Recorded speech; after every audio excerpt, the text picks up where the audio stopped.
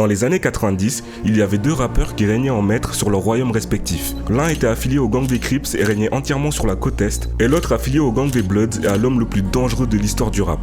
Mais malgré ce qui les sépare, il y a une chose qui les lie à tout jamais, c'est la manière dont leurs meurtres tragiques ont été orchestrés. After being shot in a drive-by shooting, rapper Tupac Shakur has passed away in a Las Vegas hospital. Biggie Smalls was shot and killed after leaving a party here at the Peterson Museum. Leur assassinat demeure parmi les énigmes judiciaires les plus importantes de l'histoire récente des États-Unis. Et même les enquêtes de ces deux meurtres font partie des enquêtes les plus galères que la justice américaine a dû mener. Et c'est pas tout, parce que ce qui venait en rajouter une couche, est que certains agents du LAPD chargés de l'enquête estiment que résoudre le meurtre d'un rappeur noir, ancien dealer de cocaïne, n'en valait pas la peine, et qu'en plus de ça, ça risquait de compromettre la collaboration entre le FBI et le LAPD. Aren't they wondering why death rates are going up and suicide is going up? Don't they understand that more people more kids are being handed crack than they're being handed diploma? I've labored with pain and sweat just to find out the truth of what happened to my son. Yourself doing if you didn't get into disabilities? Probably still be hustling in the streets, grinding, probably in your crib. They'll rip the lives apart, whoever did it. This is a human being that was gunned down so viciously. And I felt that more effort should be put into solving the murder.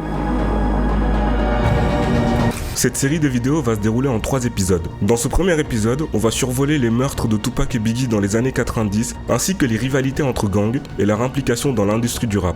N'hésitez pas à vous abonner et à liker cette vidéo pour le soutien de la chaîne, et c'est parti pour se plonger dans ce premier épisode, l'impénétrable obscurité des meurtres de Tupac et de Biggie.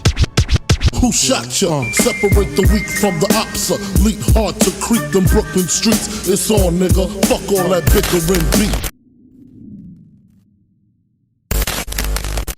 Ça fait maintenant 25 ans que cette histoire a eu lieu et personne n'a été inculpé, faisant de cette histoire l'un des plus grands scandales judiciaires de l'histoire de Los Angeles. Des légendes du rap, des gangs, des policiers corrompus, de la jalousie et même un complot, tous ces éléments ont contribué à rendre cette affaire extrêmement complexe. Certains adeptes de théorie du complot suggèrent même que le meurtre de Notorious Big était soigneusement organisé, et vous allez voir par la suite qu'ils n'avaient pas forcément tort. Remettons-nous dans le contexte de l'époque. Le climat de rivalité entre les labels de rap de la côte Est et de la côte Ouest était intense. Bad Boy Records, dirigé par Sean Combs alias Puff Daddy, et Death Row Records, dirigé par Suge Knight alias Grand Malade qu'il faut pas chercher, étaient au cœur même de cette rivalité. En dépit des tentatives de médiation, les tensions entre les labels persistent, alimentent les discords et les provocations verbales entre Tupac et Biggie. They want to stay a star. They won't have to worry about the executive producer trying to be all in the video. All on the record, dancing, come to Death Row. Même si vous allez voir par la suite que toute cette embrouille était essentiellement à sens unique. Au fur et à mesure, on va voir que ce qui était à la base une compétition purement musicale va se transformer en une confrontation meurtrière. After being shot earlier this week in a drive-by shooting, rapper Tupac Shakur has now passed away in a Las Vegas hospital. Le 7 septembre 1996, Tupac se fait assassiner par drive-by shoot alors qu'il se rendait en soirée en compagnie de Suge Knight. Il est impliqué dans une bagarre qui s'est déroulée au MGM juste après le combat de Mike Tyson. Lui et ses collègues se sont mis à tabasser un homme, Orlando Anderson, pour une raison plus que discutable en plus. Faut savoir que Orlando Anderson, aussi nommé Baby Lane dans la rue, est un membre hyperactif des Southside Crips et essentiellement le neveu de Keffe D, qui est un gangster redouté sur la côte Est. Mais Tupac, dans sa folie, ne savait pas du tout à qui il venait de s'attaquer, mais nous reviendrons sur cette histoire dans les prochains épisodes. My love for Tupac and my people. I mean, it lost for words. Tupac Shakur died today in Las Vegas. Pac was one of our representatives, like Malcolm, like Martin, you know what I'm saying? And now Tupac gone, that was our voice. Le 13 novembre 1996, Tupac succombe de ses blessures et c'est toute la scène hip-hop qui est bouleversée. Les circonstances entourant son assassinat ont donné à plusieurs spéculations et théories du complot, mais également des rumeurs impliquant la police de Las Vegas, mais aucune preuve n'a été trouvée pour les lier à ce meurtre.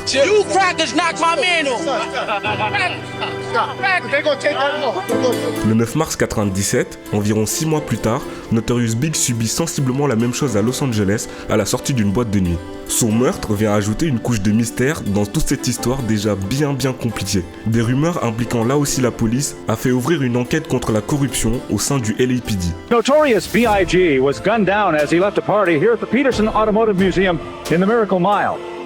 Devastating. That's just as painful as Tupac. I love Tupac too, just as a person. He's with people. En 2002, 5 ans après la mort de Biggie, aucune arrestation n'a été faite et les enquêtes stagnaient. Et ce qui devait arriver arriva, la famille Wallace porte plainte contre la police de Los Angeles, les accusant d'être impliqués dans le meurtre de Christopher Wallace. Cette accusation crée le chaos chez le LAPD et est rapidement devenue l'affaire la plus importante de la ville avec des réclamations potentielles de 400 millions de dollars, forçant le LAPD à enquêter sur ces accusations. Et là aussi, vous allez voir que la famille Wallace ont plutôt eu le bon flair. Biggie was hailed as the king of East Coast rap before his murder back in 1997. His family are now suing the city of Los Angeles. My son was murdered and I needed answers, but no one was giving me an answer. And I had to do something. Faut savoir que tous les enquêteurs qui ont été sollicités pour ces meurtres ont eu des conclusions différentes. Certains pensent qu'il s'agissait d'une embuscade planifiée, tandis que d'autres estimaient qu'il s'agissait d'un énième crime dans la guerre des gangs. Malgré ces divergences, l'affaire n'a jamais été résolue et la peur de témoigner devenait de plus en plus récurrent. Et en même temps, ça se comprend, puisque à chaque fois qu'on tient un témoin, il meurt avant même de pouvoir témoigner. Coïncidence ?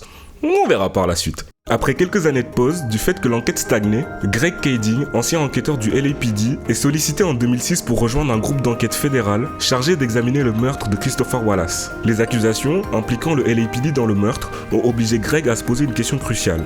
Est-ce qu'il était là pour résoudre un meurtre ou pour protéger le LAPD devant les tribunaux? Mais il s'est avéré que Greg a fait pas mal avancer l'enquête et nous verrons ça dans les prochains épisodes qui vont suivre. No arrests were ever made, and now Biggie Smalls' family are claiming there's been a cover-up and that off-duty police officers were involved in the shooting. Ces deux événements sont devenus des énigmes qui ont captivé le public et les autorités pendant des décennies. Leur amitié passée et la rivalité croissante entre la côte Est et la côte Ouest ont alimenté ces tragédies. Dès le départ, l'idée que les deux meurtres étaient liés a émergé. Quand l'enquête de Biggie a été relancée, on a forcément cherché à faire des liens avec le meurtre de Tupac. Ce que les enquêteurs d'avant n'ont pas forcément pris soin de faire. Les enquêteurs étaient sûrs d'une chose, c'est qu'en révélant la vérité sur l'un des affaires, ça allait forcément éclairer l'autre. Des noms alors commencent à sortir, mais celui qu'on retiendra pour les prochains épisodes, c'est Keffe D, qui est donc l'oncle d'Orlando Anderson avec qui Tupac s'est bagarré au MGM, mais qui est également un membre des Southside Crips, un mec de la côte Est, de New York, et qui a un rapport avec Puffy, Biggie et Bad Boy Records. Suge Knight tient Puffy Combs personnellement responsable du meurtre de Jake Robles. Et c'est l'une des raisons pour lesquelles Puffy Combs commence à chercher une alliance avec Keffe D et le gang des Southside Crips. Parce qu'ils pourront fournir une première ligne de défense en cas de nouveaux affrontements avec Suge Knight. En fait, le point mystère derrière ces histoires, c'est qu'on ignore le pourquoi du comment ces meurtres ont eu lieu. Ce qui a donné l'occasion d'émettre plein de théories dans les médias. Est-ce que c'était à cause de la rivalité côte Est, côte Ouest?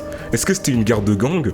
Est-ce que c'est à cause des bifs au sein de l'industrie musicale? Ou même, est-ce que c'est pas lié à un complot politique? Des théories toutes plus folles les unes que les autres. Mais la réalité, c'est que la vérité demeure insaisissable, cachée dans un labyrinthe de mensonges, de secrets et de mystères. Même si vous allez le voir par la suite, ils ont pas mal progressé au niveau de l'enquête. Les familles des victimes et des fans continuent de demander justice et réponse. À ce jour, l'histoire des meurtres de Tupac Shakur et de Notorious Big demeure l'un des chapitres les plus énigmatiques et les plus sombres de l'histoire du hip-hop et de la culture populaire américaine. Merci d'avoir regardé cette vidéo, on se retrouve très bientôt pour l'épisode 2. N'hésitez pas à liker, commenter, partager pour soutenir la chaîne, c'est vraiment super important pour le référencement. Et je vous dis à bientôt pour une prochaine vidéo. Ciao. Let me just ask you point blank, did you shoot Tupac Shakur? I didn't kill Tupac Shakur. No, I didn't do it. I wish everybody would stop accusing me of doing it. Wait. The East Coast don't love Dr. Dre and Snoop Dogg?